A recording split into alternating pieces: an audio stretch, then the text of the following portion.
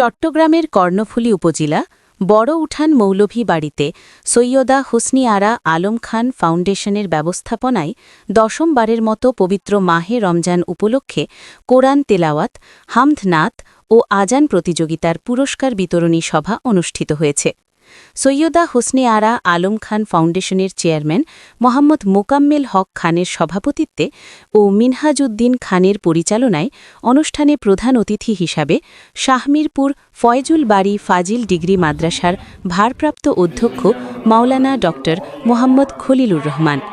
বিশেষ অতিথি উপস্থিত ছিলেন সমাজসেবক ও সাবেক ক্যাবিনেট ট্রেজারার লায়ন মুসলেহুদ্দিন খান এমদাদ, ফাউন্ডেশনের সচিব মোহাম্মদ রেজাউল হক খান, মোহাম্মদ মিজানুল হক খান, তৌফিক আহসান বায়োজিদ, এহতেশামুল হক খান সহ আরও অনেকে।